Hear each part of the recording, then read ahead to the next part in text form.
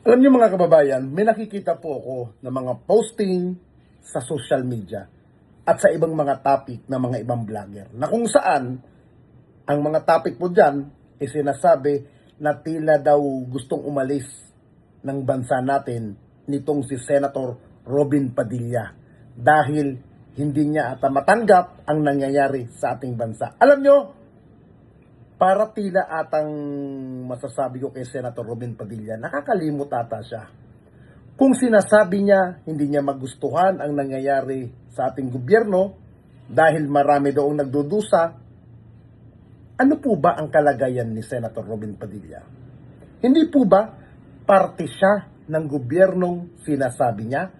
Parte siya ng pamahalaan na kung saan binoto siya ng majority ng mga Pilipino bilang halal na senador ng ating bansa.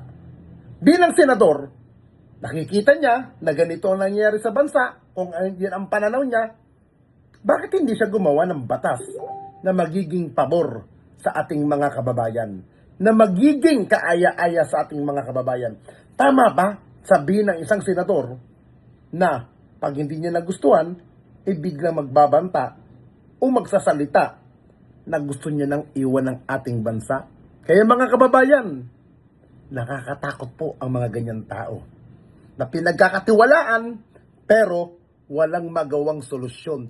Pero pag usaping Duterte, ang dami niyang opinyon na in favor sa mga Duterte. Ang kamakailang pahayag ni Senator Robin Padilla hingil sa kanyang plano na pag-migrate sa Netherlands o Germany sa taong 2028 dahil sa disappointment sa gobyerno ay nagbubukas ng isang malalim na diskurso tungkol sa pananagutan ng isang hinalal na opisyal bilang isang nakaupong senador na nagtatamasa ng mandato mula sa milyong-milyong Pilipino. Ang ganito ay pahayag ay hindi lamang nakakadismaya kundi isang malinaw na pag-iwas sa tungkulin. Dapat natin palalahanan ang senador.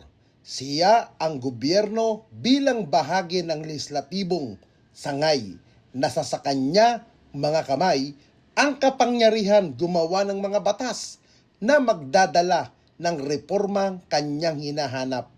Kung tingin niya ay may kailangan baguhin sa sistema, trabaho niyang maghain ng mga panukalang batas na mag-aangat sa kalidad ng pamumuhay ng mga Pilipino. Hindi sapat ang manisi sa administrasyon dahil siya mismo ay bahagi nito. Ang pagbebenta ng kanyang museo di Padilla para sa punduhan ang pag-alis niya ay tila pag-amin na mas pinili niyang sumuko kaysa itama ang mga mali sa loob ng institusyon kinabibilangan niya.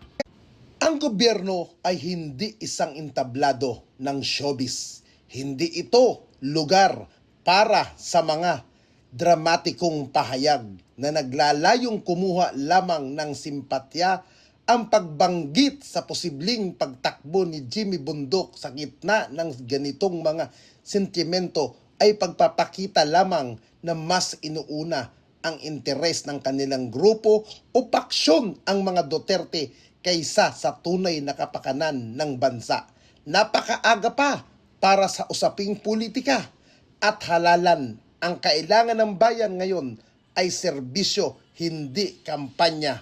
Sa huli, ang ganitong uri ng salaysay ay luma na sa pandinig ng mga Pilipino. Ang pagbabanta na iiwan ng bansa kapag hindi nasunod ang nais na reforma ay isang insulto sa mga ordinaryong mamamayan. Walang opsyon na mag-migrate at pilit na nagtitiyaga sa hirap ng buhay. Kung tunay ang pagmamahal sa bayan, hindi mo ito tatalikuran sa gitna ng pagsubok. Lalo na kung ikaw ang binibigyan ng kapangyarihan, ayusin ito. Panahon na upang itigil ang pagpapanipula sa emosyon ng tao at harapin ang mandato ng tunay na pagbabago sa pamamagitan ng matino at konkretong paggawa ng batas.